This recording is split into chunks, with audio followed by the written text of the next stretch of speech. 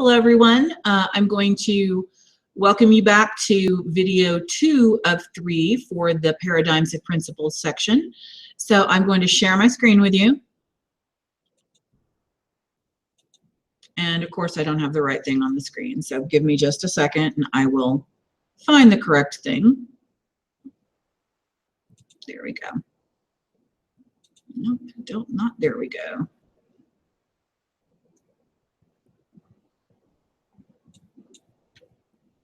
Okay, so in the last video, you heard Dr. Covey talk about the stages of the maturity continuum. So I think it's worth going back over that.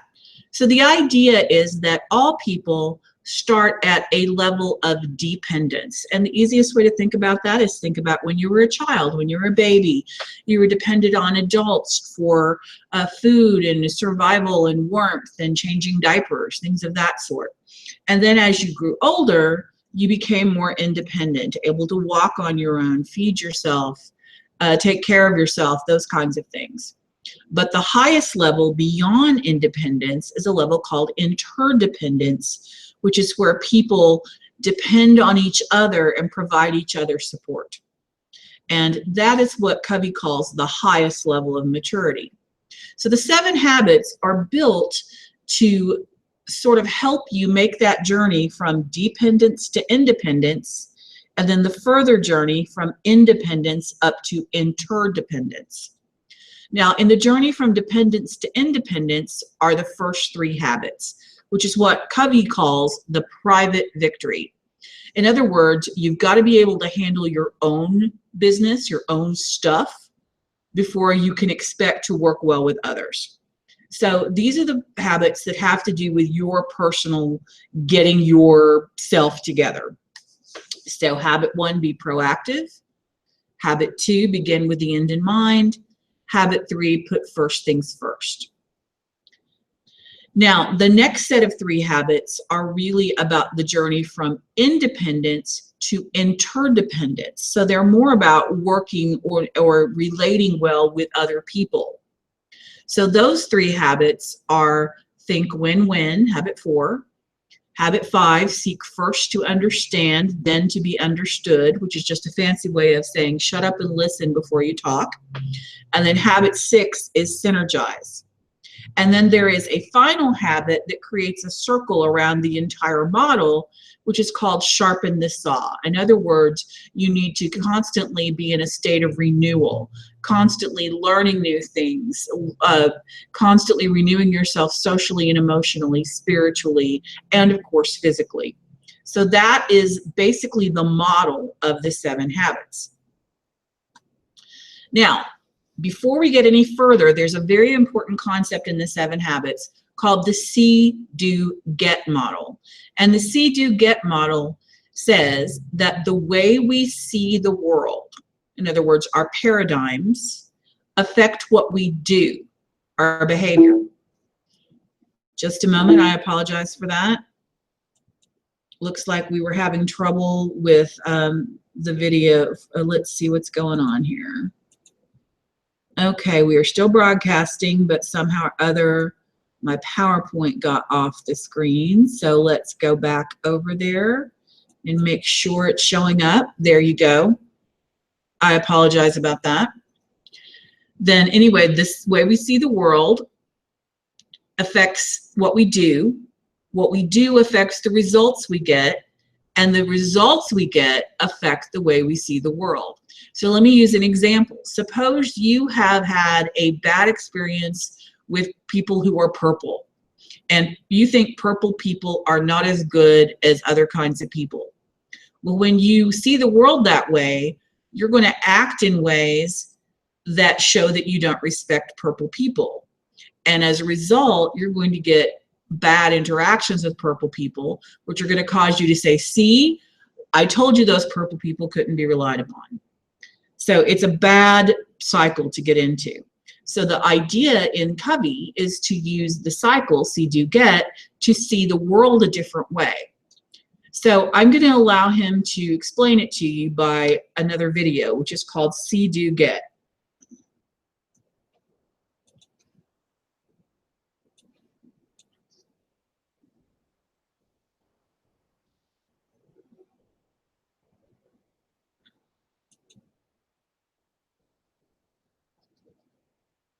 Just a moment, it's going to take me a second.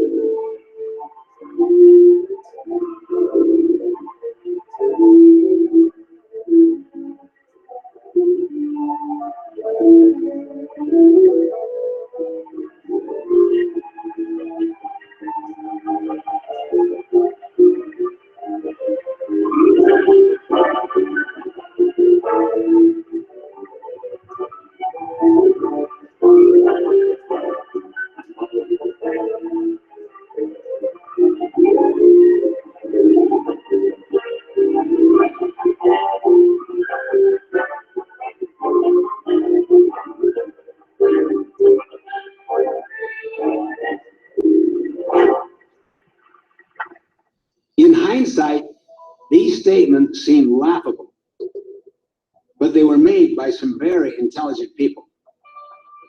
Why were these statements so short-sighted? Because they were seen through the lenses of their own experiences and perceptions.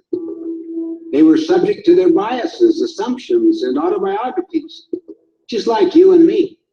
The problem is, we think we see the world as it is, when in fact, we see the world as we are. We see everything through the perspective of our own paradigm. The word paradigm comes from the Greek root paradigma, meaning pattern, the pattern we expect to see, or the mental image of the way things are. A paradigm could also be compared to a window through which people see the world. Imagine for a moment that each of these panes of glass represents various paradigms people hold. If people saw the world in these ways, what would they do? And what results would they get? I'm too old to change, one might say. Another might say, anyone can change. One could say, those people are all alike. Another, everyone has unique strengths to offer. This company is in a no-growth industry. There are unlimited prospects for growth in this industry. If you see your industry as one where growth is impossible, how does that affect what you do every day? And what results do you think you'll get from your actions?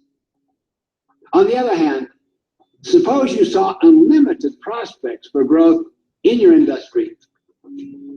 How would that change your actions? So much of what we do in our personal lives and at the office is the result of the paradigms we hold. And what we do, in turn, affects the results we get. This is called the see, do, get cycle. What we see, our paradigms, determine what we do, our behaviors and actions, which in turn determine what we get. And unless we consciously stand apart from and examine our paradigms, we might never see that perhaps many of them are distorted, short-sighted, or just flat out wrong. Let's say you were trying to find a location in San Francisco, and the map given you said San Francisco, but it really was a map of Los Angeles. Would it help to work harder, to double your speed? Obviously no. You just get lost twice as fast. A paradigm is a map you have in your mind. If your mental map is inaccurate and you don't question it, a positive mental attitude or heroic effort won't matter much. I remember a mini paradigm shift I experienced one Sunday morning on a subway in New York. People were sitting very quietly, some reading, some resting with their eyes closed. Suddenly, a man and his children entered the subway car. The children ran yelling to the car, throwing things, grabbing people's newspapers. Their father sat down near me and closed his eyes and did nothing. I felt irritated. I could not believe he would let his children run wild like that. After a few minutes of patience and restraint, I turned to him and said, "Sir, your children are really disturbing a lot of people. I wonder if you could control them just a little more." Yeah, you're right. I should do something. But we just came from the hospital where their mother died about an hour ago, and I guess they don't know how to handle it. Because I don't know how to handle it. Can you imagine how I felt at that moment? My paradigm shifted. Suddenly I saw things differently. And because I saw differently, I thought differently. I felt differently. I acted differently. My irritation vanished. Compassion flowed freely. I wanted to help instead of criticizing and complaining. You see, once you see things as they really are, you'll think, feel, and act differently. And you'll do it automatically, spontaneously. Can you see why paradigms are deeper than attitudes and behaviors? Each of us is born with the gift of self-awareness. We can stand apart from our paradigms. We can examine them, and we can change them if necessary, and become more open to the views of others. As you learn more about the 7 habits, you'll notice that each habit will challenge many commonly held but incomplete paradigms and suggest new and better ways of thinking. Thomas Kuhn, the scientist who popularized the word paradigm, said, "All significant breakthroughs are breakwiths, old ways of thinking." If you want to make minor changes in your life, work on your behavior. But if you want to make significant quantum breakthroughs, work on your paradigms.